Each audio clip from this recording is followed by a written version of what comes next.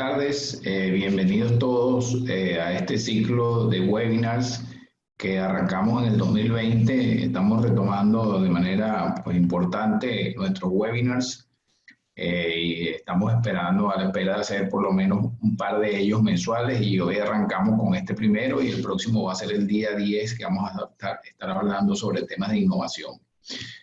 Bueno, bienvenidos en nombre de Uniquemia y de IESA. Mi nombre es Néstor Altuve, soy gerente regional para el desarrollo de la región de Centroamérica y el Caribe. Por supuesto, también abordo áreas como Venezuela, Colombia, México. Y bueno, la idea de estos webinars es un poco compartir con ustedes información interesante acerca de los contenidos que estamos generando en Uniquemia.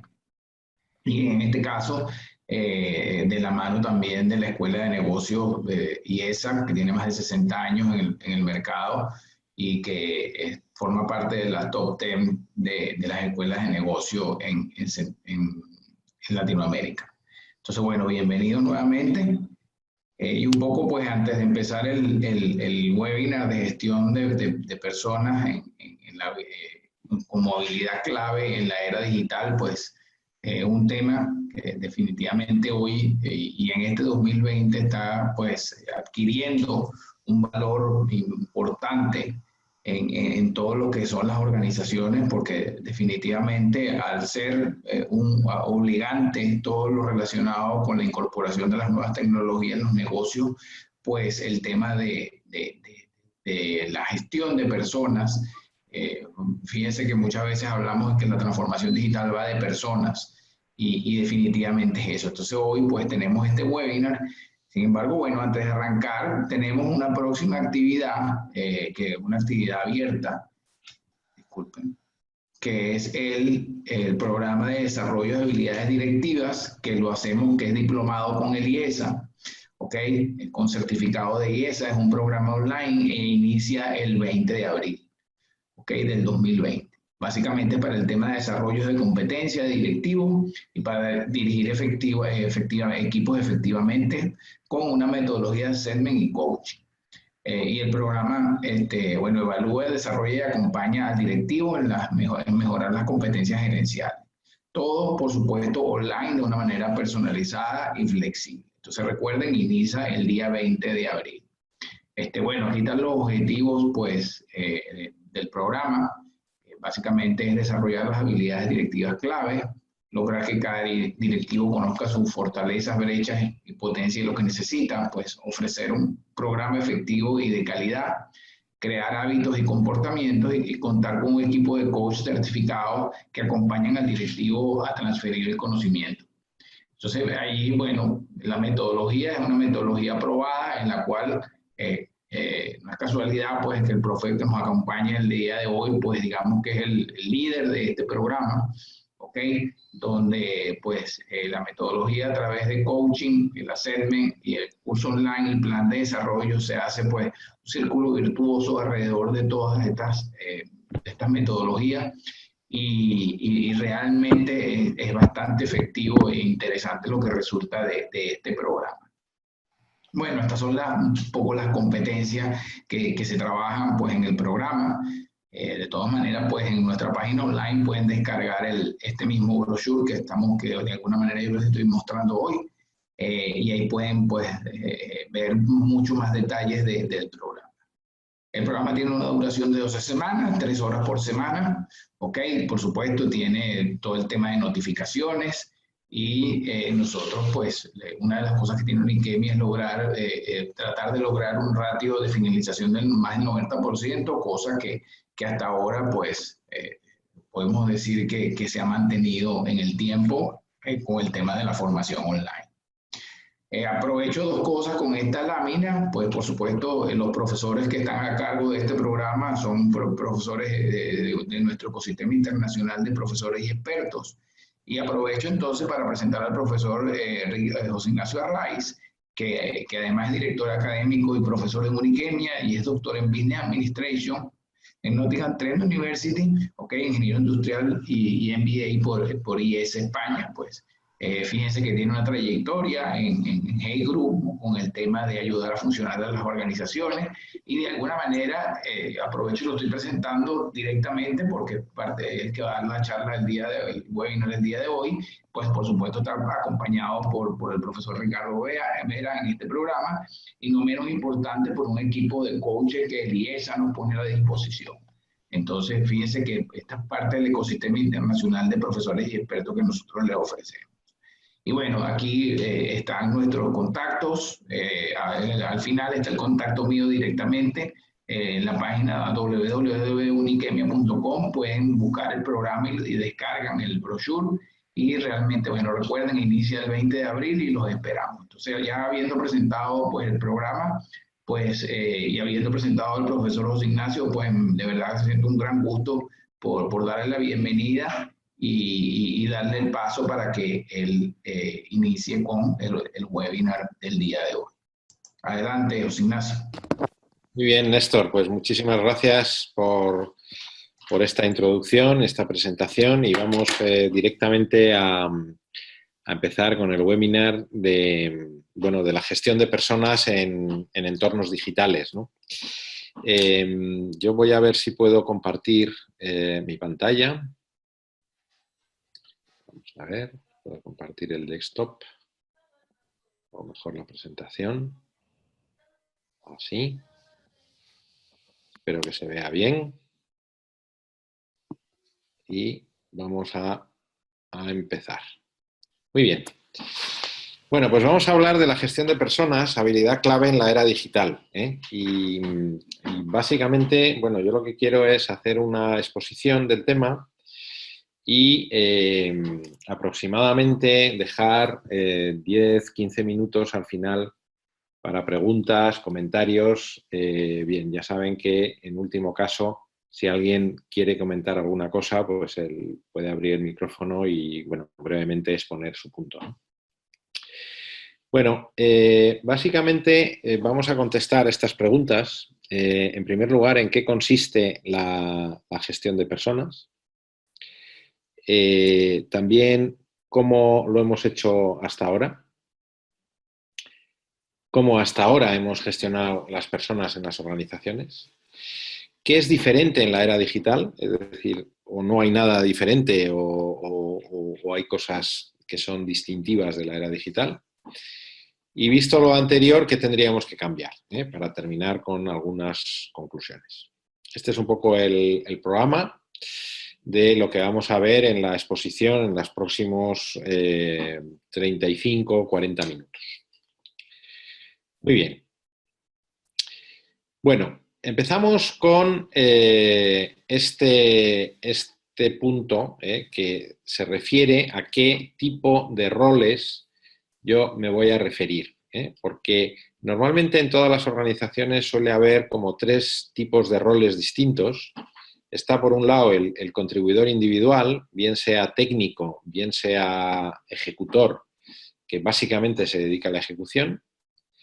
Están los managers de equipos, que son los que llevan la gestión directa de personas. Y por último están los managers de managers, que son de alguna manera aquellos que aportan la visión, ¿verdad? En cualquier organización grande, y yo cuando explico esto en los MBAs, suelo decir muy claramente que la gran diferencia que hay entre, digamos, ser contribuidor individual a dirigir un equipo no es nada comparada con la diferencia que hay entre dirigir un equipo a dirigir a gente que dirige equipos. Porque en ese momento uno ya no tiene la posibilidad de hablar con todas las personas a las que dirige. Entonces tiene que hacerlo a través de los equipos, ¿no? A través de los managers de los equipos. Pero a cambio de esa mayor dificultad, también lo que deben proporcionar es la visión. Aquí nos vamos a centrar fundamentalmente en los managers de equipos, en aquellos roles que tienen la gestión directa de los equipos en el mundo Internet. No vamos a hablar de la visión, vamos a hablar de los managers de los equipos, de la gestión directa de personas. Y vamos a ver qué es lo que de alguna manera hemos hecho hasta ahora y vamos a ver también qué es lo que Internet, el mundo digital, está cambiando, ¿verdad? Bien, vamos avanzando diciendo lo siguiente, ¿no? Bueno, ¿cuál es el rol de un manager de un equipo? Entonces, el primer rol, lo primero que tiene que hacer un manager de un equipo es contextualizar la visión. Es decir, si la visión de una compañía es ser líder en un determinado campo de negocio, en un determinado campo de actuación, el manager de un equipo, el gestor de personas de un equipo, lo primero que tiene que hacer es contextualizar en qué consiste el trabajo de ese equipo relacionado con esa visión. Yo tengo mi ejemplo favorito es una compañía de alquiler de automóviles que tiene un puesto, en todas las compañías de alquiler de automóviles hay un puesto que consiste en limpiar el coche. Ese puesto que consiste en limpiar el coche es un puesto, es un trabajo, digamos, horroroso, porque estás todo el día limpiando coches y por lo tanto todo el día rodeado de porquería, ¿no? Hay una compañía en la que cuando se le pregunta a la gente en qué consiste tu trabajo, la mayoría de la gente que hace ese trabajo contesta: mi trabajo consiste en que el cliente cuando recibe el coche se sienta a gusto. Para eso tengo que limpiar el coche, tiene que oler bien, tiene que estar limpio, tiene que estar presentable. Ese trabajo, o sea, esa respuesta es fruto de 5 minutos de contextualización del manager de la visión de la empresa al trabajo que tiene que hacer esa persona. Por lo tanto, lo primero que tiene que hacer un manager es contextualizar la visión. Lo segundo que tiene que hacer es planificar. Este trabajo es el que viene, estos son los recursos que tenemos. Perdón, ahí tenemos un... Bueno, tiene que planificar. Y planificar significa que esto es lo que tenemos que hacer, estos son los recursos que tenemos, este es el tiempo que tenemos y qué es lo que vamos haciendo. Segundo trabajo que tiene que hacer un manager de un equipo. Tercero, tiene que asignar las tareas. Tú te vas a encargar de esto, tú te vas a encargar de esto otro. Normalmente eso puede venir definido ya en los roles o puede venir definido en los procesos, pero el manager va a estar en la asignación de tareas. Va a estar también en la corrección y en el desarrollo de sus colaboradores, es decir, cuando vea que algo se hace mal, pues lo tendrá que decir y tendrá que enseñar a sus colaboradores. Va a tener que motivar, va a tener que, de alguna manera, estar permanentemente diciendo a sus colaboradores, bueno, pues motivándoles a hacer el trabajo mejor, y finalmente va a medir el progreso. Probablemente este manager tenga una definición bastante clara de qué significa el éxito y a partir de ahí pues tendrá la función de medir el progreso. Este trabajo es un trabajo que se hacía en la antigua Roma, es un trabajo que se ha hecho en las empresas a lo largo de siglos de historia, es un trabajo que en el mundo analógico se ha venido haciendo después de la revolución industrial y es un trabajo que en el mundo digital habrá que seguir haciendo. Contextualizar la visión, planificar, asignar tareas, corregir, desarrollar, motivar y medir el éxito. Esto siempre va a haber que hacerlo. Un manager, alguien que dirija personas, va a tener que hacer estas funciones. Pero si probablemente hablamos de, bueno, qué es lo que hace al manager buen manager y qué es lo que hace al manager mal manager, y probablemente todos podáis pensar en algún jefe que hayáis tenido que ha sido especialmente bueno o en algún jefe que hayáis tenido que ha sido especialmente malo, al final llegaréis a la conclusión de que todo tiene que ver con los comportamientos del jefe. Todo tiene que ver con los comportamientos. Y los buenos managers, en general, son asertivos, proporcionan dirección, son modestos y educados, cuidan y enseñan, delegan autoridad, apoyan, están ahí cuando tienen que estar, motivan, son empáticos y saben escuchar. Y los malos managers, pues son personas arrogantes, son poco claras, son personas maleducadas, tienden a controlar en exceso, no inspiran nada de confianza, son inconsistentes, hoy dicen una cosa, mañana dicen otra. abusan de su poder, son inseguros, son intolerantes y en general tienden a huir del conflicto. El conflicto crece, crece, crece. Entonces, aquí tenemos un ejemplo de cuáles son los buenos managers, cuáles son los malos managers. Todos seguro que tenemos en la cabeza algún buen manager, algún menos buen manager, y llegaremos a la conclusión de que todo tiene que ver con los comportamientos. Entonces, me vais a dejar que clasifique las organizaciones, los negocios, en este pequeño cuadrante que nos va a acompañar un poco a lo largo del resto de la presentación. Un cuadrante en el cual tenemos un primer eje horizontal, donde tenemos en un extremo el mercado, el cliente, y en el otro extremo la tecnología y el producto. Y empresas que miran fundamentalmente al mercado, empresas que miran fundamentalmente a la tecnología. Y en el eje vertical es un eje un poco más difícil de explicar. Serían aquellas empresas que tienen una mentalidad de dentro a fuera, es decir, que diseñan su producto y ese producto lo fabrican y lo venden, o sea, va de dentro a fuera, y empresas con mentalidad de fuera a dentro, que de alguna manera lo que hacen es esperar a que un cliente les diga lo que quiere y hacerlo un poquito a medida, ¿no? O sea, el caso extremo sería, si hablamos del mundo del vestir, pues el traje a medida o el prêt-à-porter, ¿no? El prêt-à-porter es mentalidad de dentro a fuera, es decir, yo hago el vestido y lo vendo.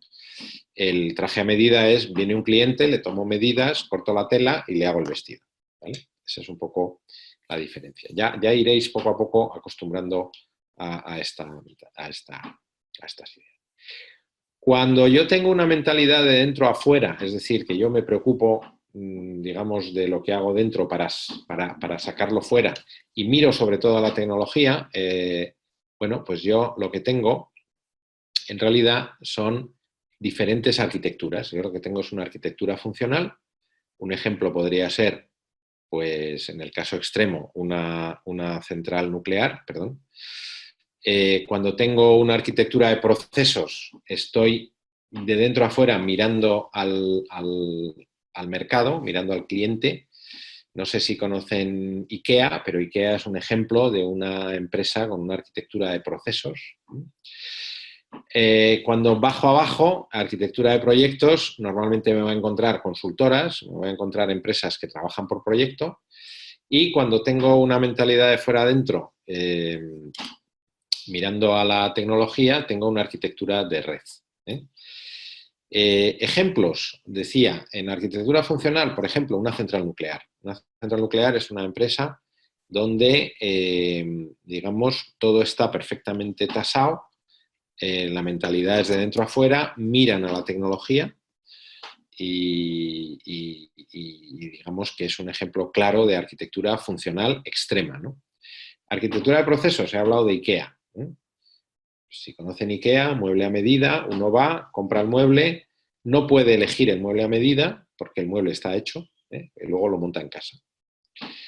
Pero mira al mercado, ¿no? Una consultora, arquitectura de proyectos, trabajan fundamentalmente por proyectos. Y una arquitectura de red, pues el ejemplo sería por Airbnb, ¿no? O sea, se sitúa en un punto de la cadena de valor, se apoya mucho en la tecnología y desde ahí, digamos, conecta con una mentalidad de quién me pide, quién quiere alquilar su vivienda o su habitación, y conecta esas dos cosas en red.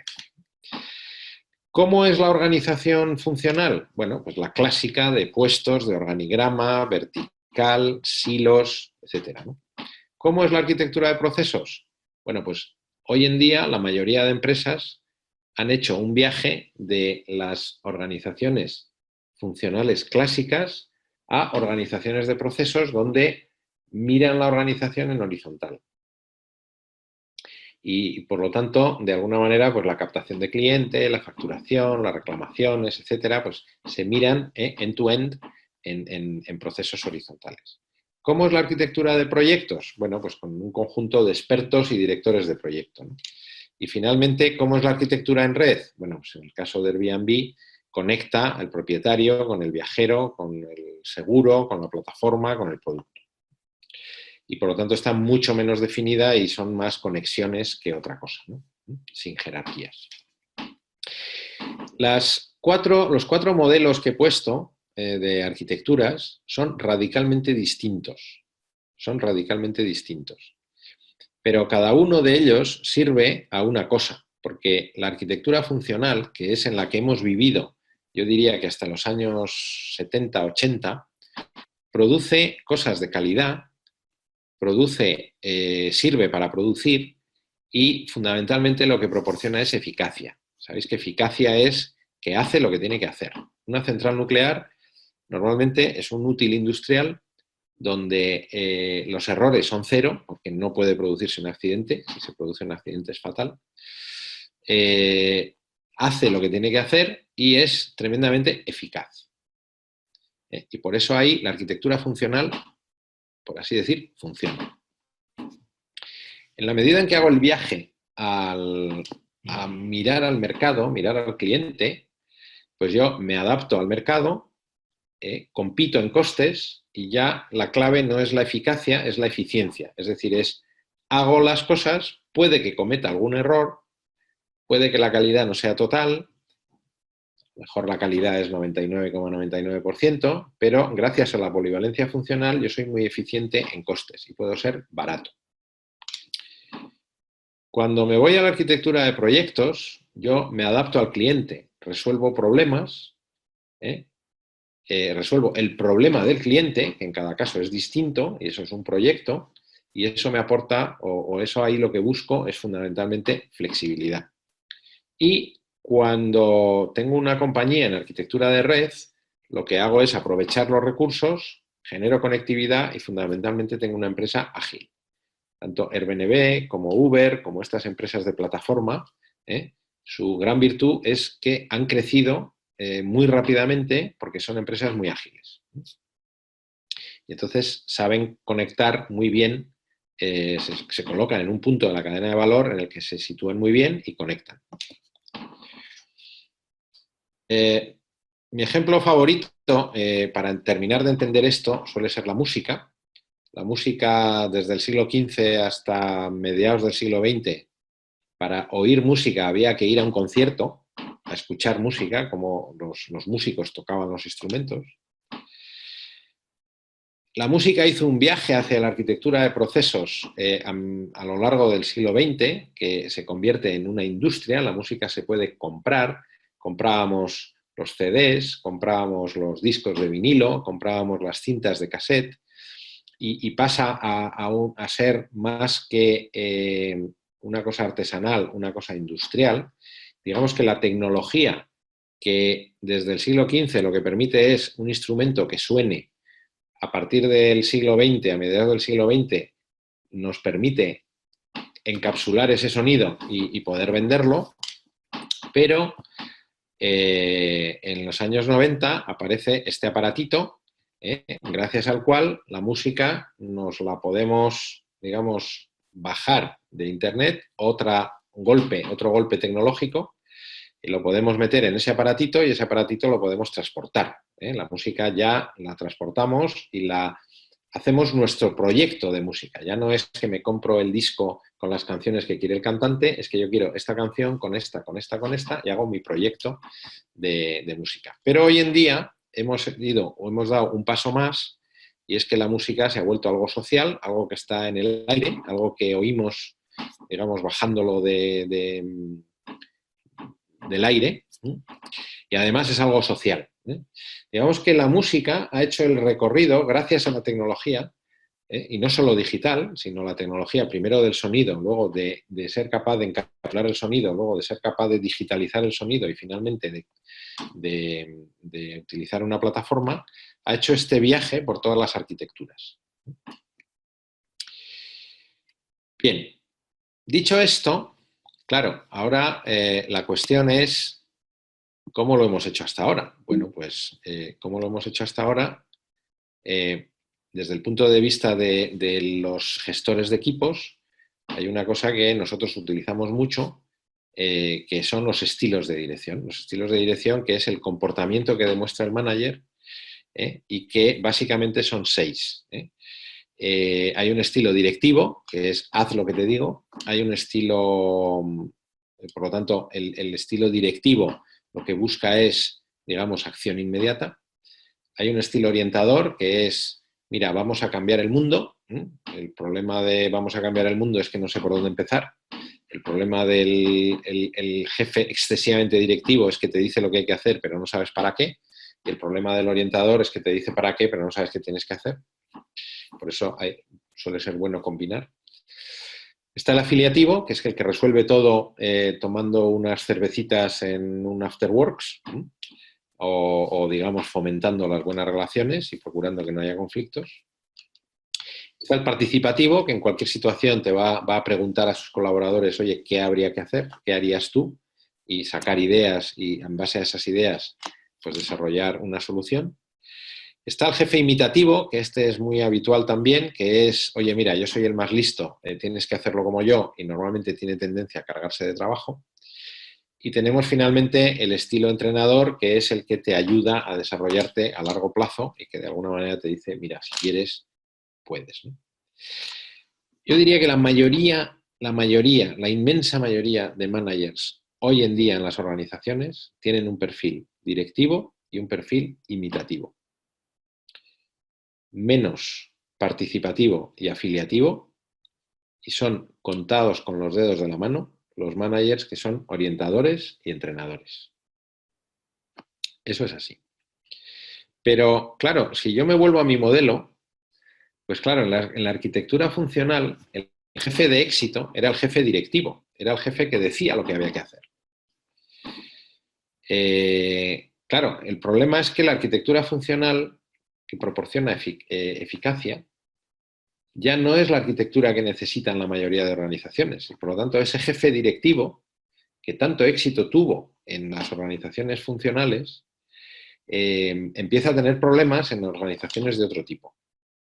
Cuando me voy a una arquitectura de procesos, normalmente el proceso te dice lo que hay que hacer, ya no hace falta un jefe directivo. El jefe que más éxito tiene es el participativo, porque es el que de alguna manera fomenta la mejora de procesos. Claro, el problema es que si yo en esta arquitectura pongo un jefe directivo, va a ser redundante el proceso que te dice lo que hay que hacer con el jefe directivo que también te dice lo que hay que hacer. Y no digamos si eso entra en contradicción. En la arquitectura de proyectos, lo más importante es que la gente crezca. En las consultoras es muy importante que la gente crezca. Y por lo tanto, los managers tienen que ser fundamentalmente entrenadores. Como decía antes, el manager entrenador no es muy común. Hay pocos managers entrenadores.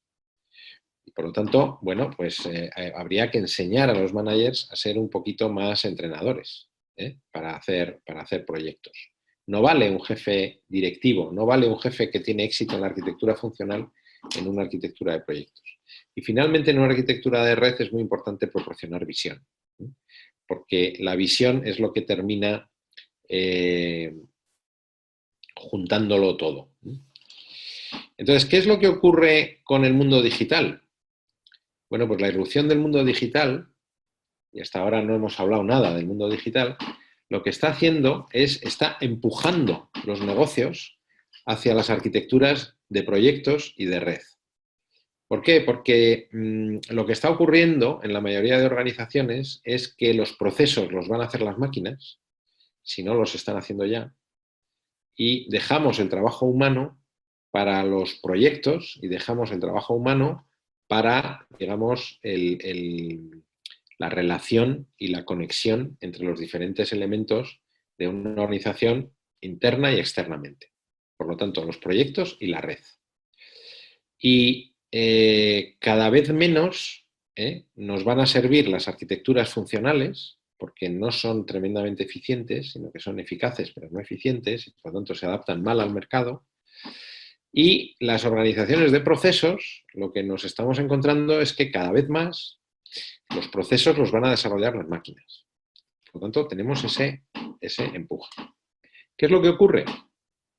Bueno, pues algo muy sencillo, que va a haber que transformar a nuestro jefe tradicional directivo en otro tipo de jefe, en un tipo de jefe mucho más entrenador y mucho más orientador, sin perder el participativo. Es justamente el tipo de jefe que he dicho que no abunda, porque el tipo de jefe que abunda es el tipo de jefe que ha crecido en las organizaciones funcionales y por lo tanto pues es directivo, tiene tendencia a mandar mucho, a escuchar poco. Bueno, pues las características del jefe directivo, ¿no? Porque, claro, el mundo digital es un mundo donde nos vamos a encontrar cada vez más organizaciones que tienen arquitecturas de proyectos o arquitecturas de red, por lo tanto las arquitecturas de abajo. Nos vamos a encontrar organizaciones que están deslocalizadas, donde tenemos parte del equipo está en un sitio, parte del equipo está en otro sitio y en el mejor de los casos lo que tenemos es de vez en cuando una conferencia como esta, donde juntamos al equipo y se escuchan todas las opiniones. Pero no tenemos la presencia física de las personas en el mismo sitio.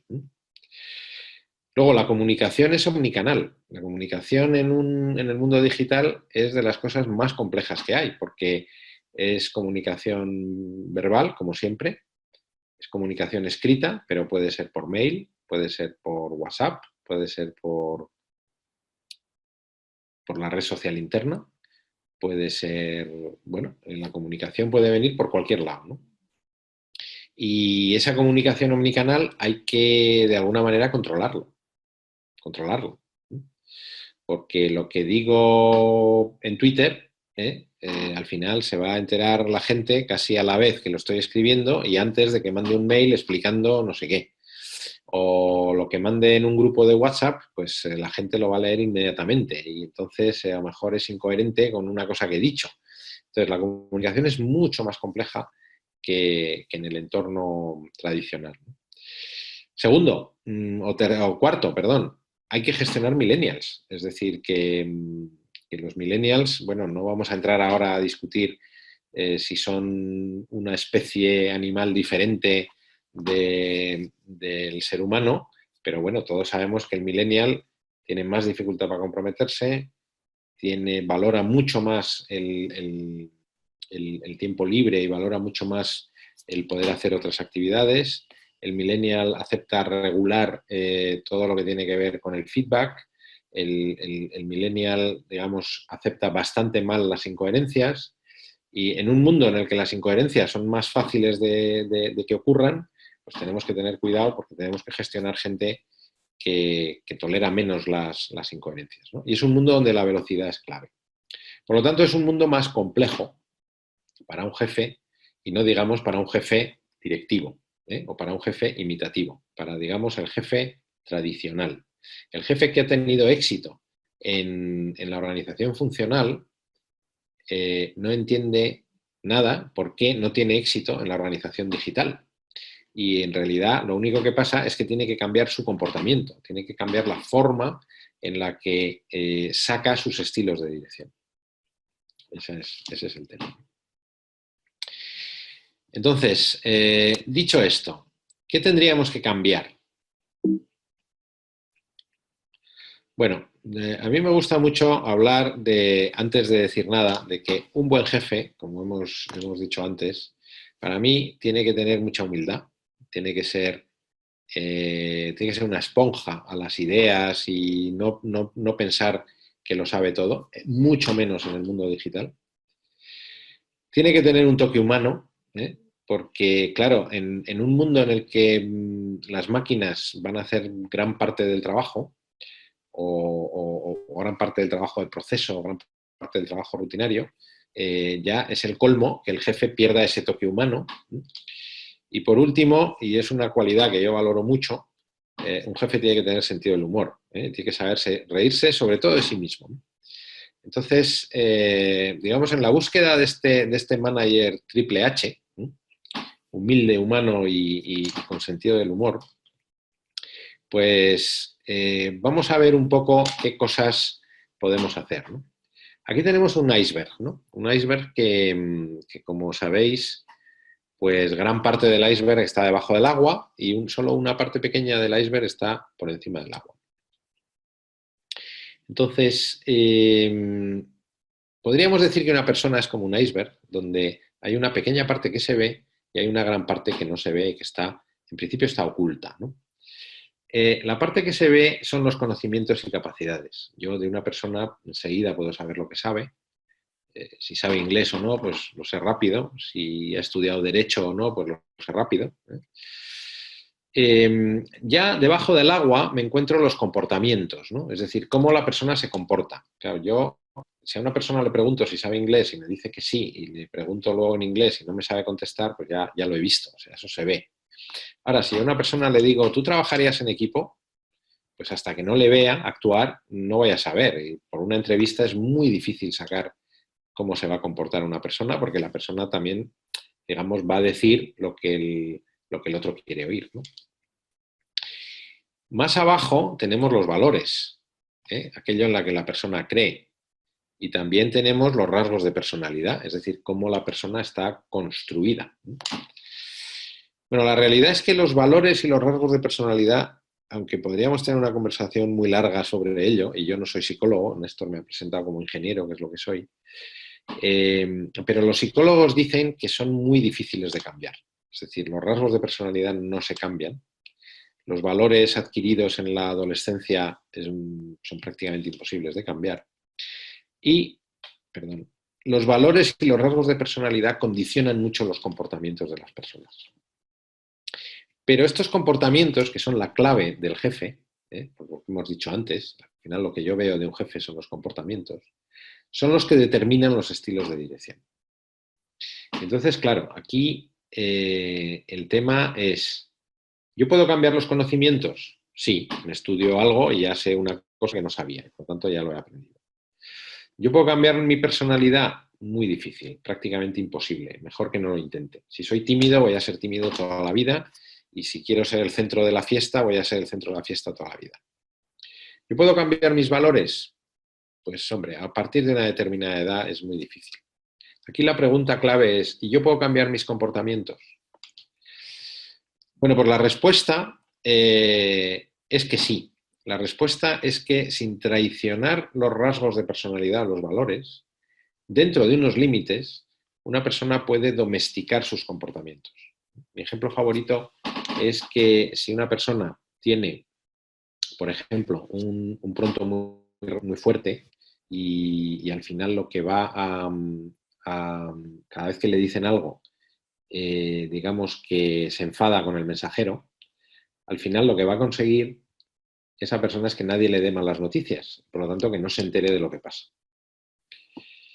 Si sus rasgos de personalidad le llevan a que cada vez que le dicen algo se enfada, pues lo que tiene que hacer es domesticar a ese monstruito que lleva dentro y de alguna manera contar hasta 10 antes de contestar para que, digamos, el que le tiene que dar la mala noticia se la dé.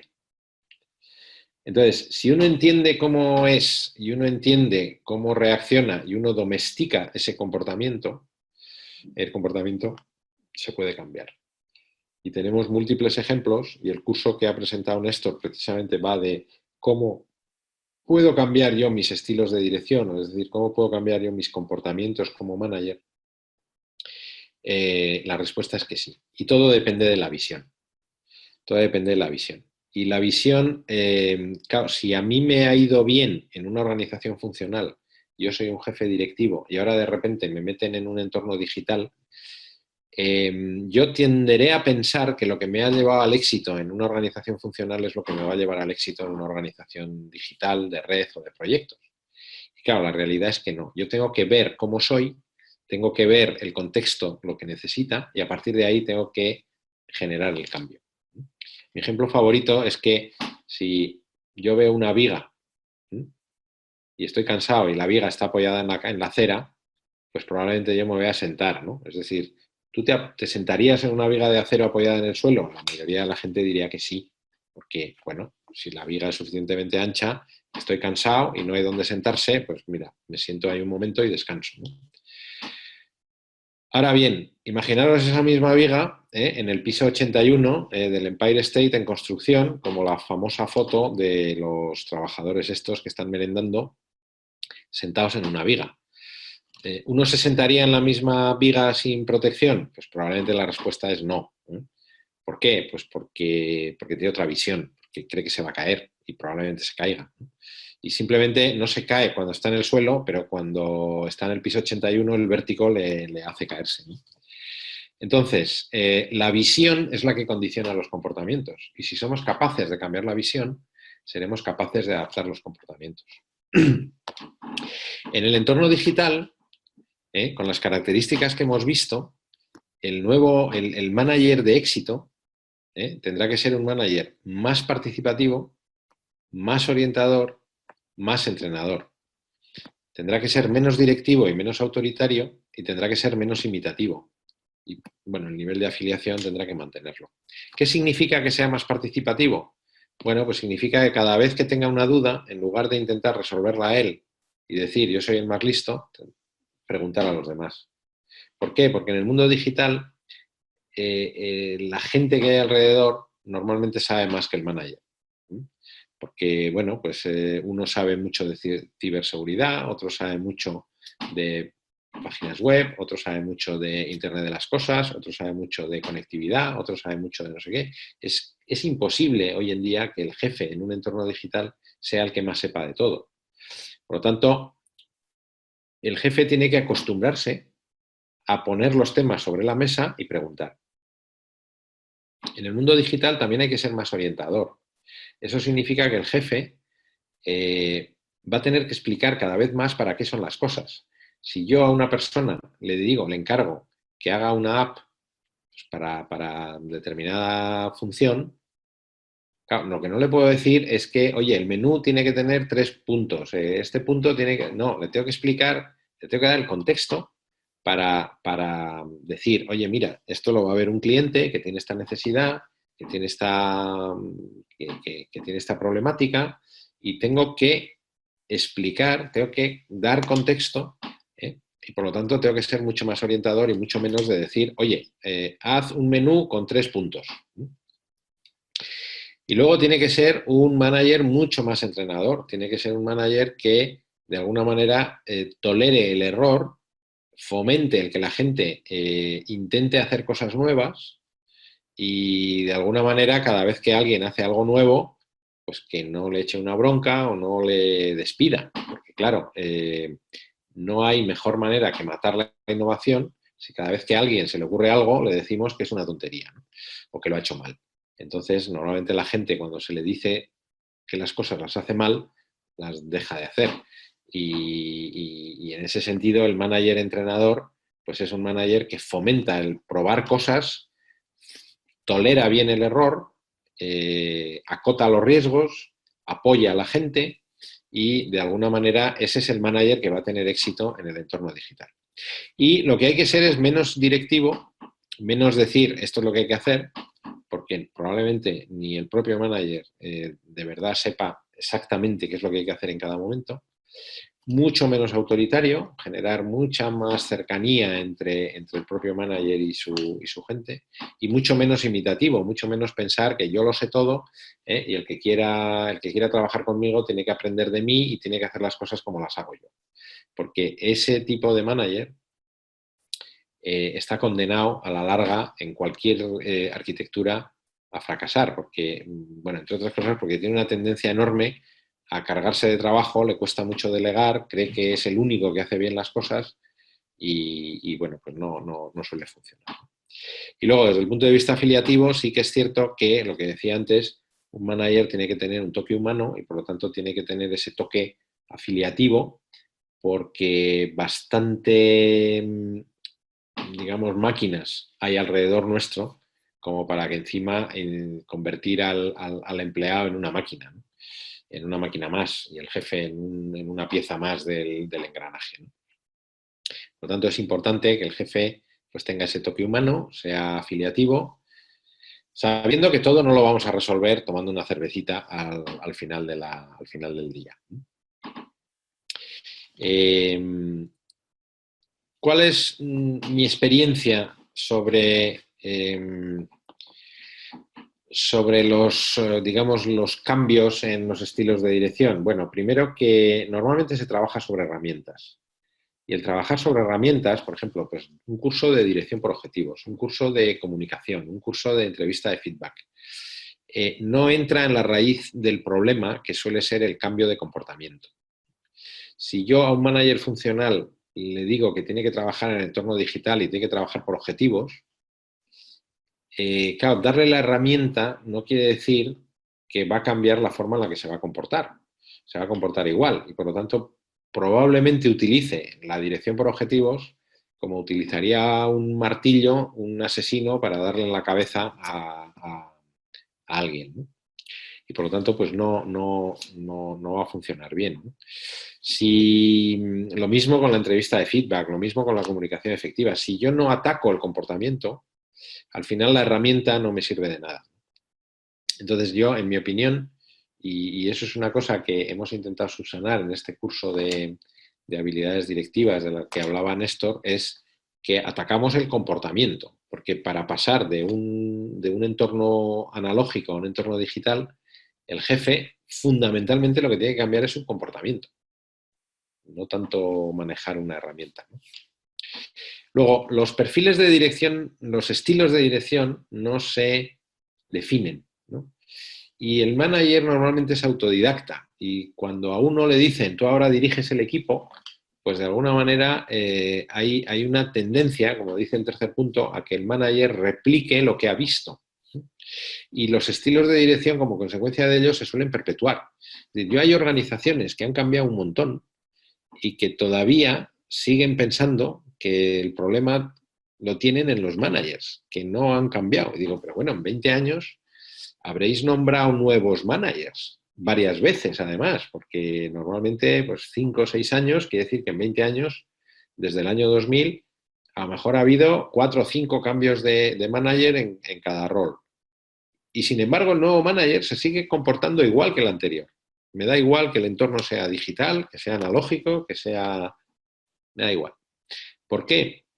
Porque al no definirse el estilo de dirección, cuando a uno le nombran manager, su tendencia natural es replicar lo que ha visto. Dice, bueno, ser jefe debe ser lo que hacía mi jefe. Y por lo tanto replica ese comportamiento y eso se perpetúa.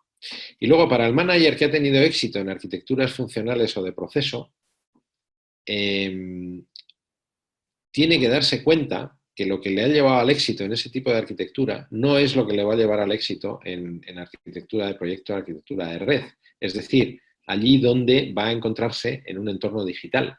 Y por lo tanto, el entorno digital va a exigir un cambio de comportamientos que si no cambia, le llevará al fracaso. Bien, estas son un poco las conclusiones. He intentado dar respuesta a las preguntas que me he planteado al principio, todas ellas retóricas, por supuesto. Es decir, que dónde estamos, qué hemos hecho hasta ahora, cómo es el mundo digital y qué tenemos que cambiar. Y bueno, espero que, bueno, he dejado estos 10 minutos justo para ver si alguien quiere hacer algún comentario, alguna pregunta. Con mucho gusto, pues estamos aquí para comentar. Perfecto, Ignacio. Sí. Gracias. Vamos a ver quién tiene por allí una pregunta.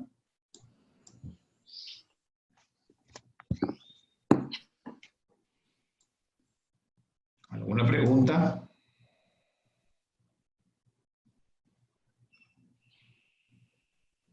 Pueden abrir el micrófono o pueden escribirla directamente. Ahora, bueno, voy a abrirte con una pregunta para romper el hielo, Ignacio. El tema de la habilidad en la era digital y la generación y las nuevas generaciones, creo que lo comentaste en algo, ¿no? Sí. Estamos viendo que los millennials, sobre todo los millennials ya más viejos, los millennials más viejos, son un poco raros, ya empiezan a tener cargos importantes directivos. ¿Eso marca una diferencia en la gestión de personas? Pues bueno, vamos a empezar por definir qué es millennial. Millennial es... entiendo que millennial... Estoy hablando ahorita de personas de 32, 35 años. Personas, sí, por eso, personas que no eran mayores de edad en el año 2000. O sea, que personas que tienen como mucho 38 años, ¿no? Por lo tanto, eso entiendo yo que es un millennial. Y efectivamente están empezando a llegar a posiciones directivas. Yo diría que la primera oleada de millennials, es decir, que los que pasan de 30, en muchos casos se están comportando como managers igual que se comportaban sus antecesores. Ok. ¿Por qué? Pues porque sus antepasados, digamos, como managers, han sido sus referentes. Claro. En ese sentido, cambiamos muy poco. O sea, creemos que cambiamos mucho, pero como seres humanos cambiamos menos de lo que creemos. Por otro lado, el manager, digamos, de menos de 30 todavía es relativamente escaso. Okay. Sobre todo hay emprendedores. Yo me he encontrado emprendedores, el otro día estuve con uno de 27 años que ha montado una empresa enorme que tiene ya alrededor de 1000 empleados y es en el entorno digital, es un déspota de los mayores que me he encontrado nunca. Y por lo tanto yo no le auguro mucho futuro a esa empresa. No le auguro mucho futuro porque cree que lo sabe todo, cree que es el más listo, y efectivamente ha hecho una cosa muy importante, pero claro, ahora hay que eso mantenerlo, hay que seguir creciendo, ¿no? Y todo eso, bueno, pues hace que yo no sea muy optimista en que, digamos, simplemente porque cambie el entorno, vayamos a cambiar la forma de dirigir. Al final, la gente, el poder es el poder era el poder en Roma, en antigua Roma, el poder era el poder en la Edad Media, el poder es el poder hoy en día en todas las culturas, y cuando uno tiene mando, uno tiende a ejercer el poder que le sale de dentro, y ese es muy, muy, muy ancestral. Y el entorno digital simplemente ha cambiado un poco, ha cambiado el escenario, pero lo que sale de dentro es lo mismo. Y claro, el problema es que hay que trabajar mucho lo que sale de dentro para adaptarse a tener éxito en el mundo digital.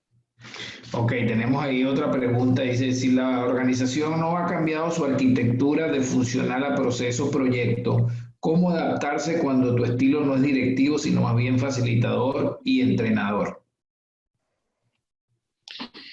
Bueno, yo creo que en una organización funcional un manager entrenador o un manager participativo probablemente no llegue muy lejos. Es decir, esto se ve muy bien, por ejemplo, una organización funcional, una organización tremendamente eficaz, suele ser el ejército. Suele ponerse como ejemplo de organización funcional. En el ejército hay una cosa que se llama el espíritu militar, que es lo que hace que la gente progrese y bueno, verdaderamente es muy difícil que un jefe participativo o un jefe, digamos, llegue muy... O sea, normalmente no suele subir, ¿no? O sube por esa razón, no sé, pero no suele ser lo habitual.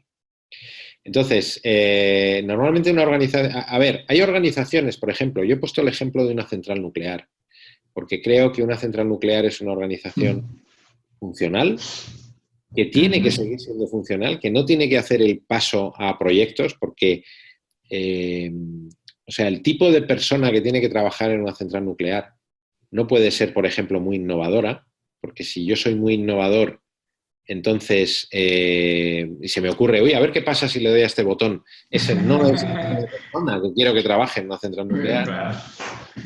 No todas las organizaciones tienen que hacer el viaje a procesos, a proyectos y tal, pero una organización que sea funcional y tenga que estar en otra arquitectura, normalmente lo va a pasar muy mal si no cambia. Y normalmente va a morir. Ok, vamos con otra. Bueno, Juan Carlos nos pregunta, ya estamos casi sobre la hora, dice, ¿cómo sugiere manejar la transición del estilo directivo a un estilo participativo en una era que todo es para allá? Hoy en día todo se requiere una velocidad inmediata. Buenísima pregunta. Buenísima pregunta. Mira, los procesos de cambio de estilo de dirección normalmente los solemos plantear entre mínimo, entre 4 y 6 meses. ¿Eh? En España, yo estoy en Madrid, ¿eh? En España decimos que la paella se tarda en hacer 20 minutos.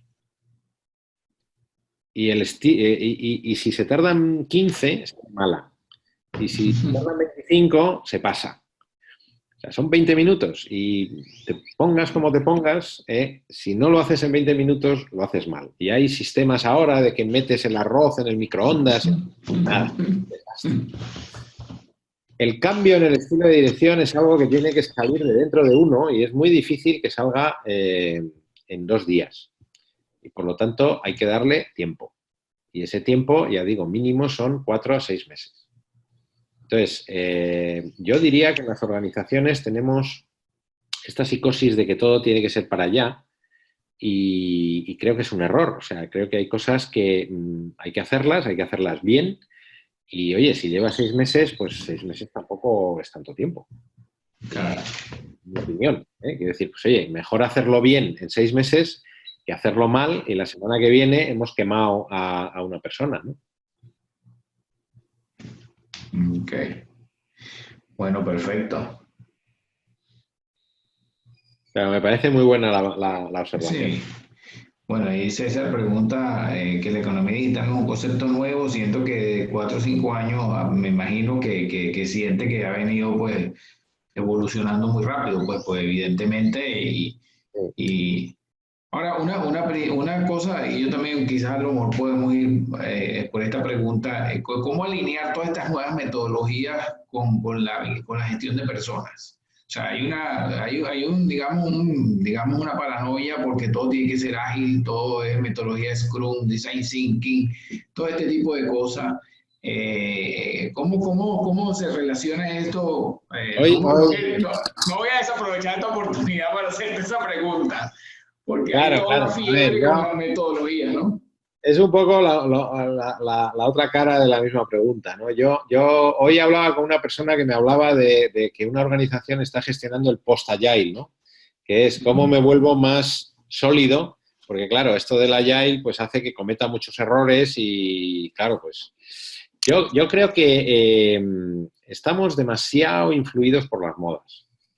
Y estamos demasiado influidos, o sea, no hay más que ver ahora, por ejemplo, demasiado influidos por las noticias que pensamos que todo tiene que ser para allá, todo tiene que ser inmediato, todo cambia, todo... no hay más que ver ahora el tema este del coronavirus, ¿no? Que, bueno, pues parece que es la locura y que hay que parar el mundo y que, bueno, pues nos vamos a morir todos. Bueno, no lo sé, a lo mejor sí, pero yo creo que se sobreactúa, ¿no? La bolsa ha caído en Brasil ha caído hoy un 7%, porque hay un brasileño contagiado, uno, 7%, madre mía. Yo creo que uno de los temas que más debería preocupar a un CEO es cómo no meter dentro de la organización más presión de la que hay por el entorno, ¿no? Y eso, en mi opinión, hay organizaciones que en el tema del agile, por ejemplo, se han pasado un poco de frenada. Y, y entonces, pues se someten a las personas a una tensión, a mi modo de ver, a veces innecesaria. Pero bueno. Ah, bueno, perfecto, ya son las 2 para no abusar del tiempo de las personas. Bueno, muchas gracias, Ignacio.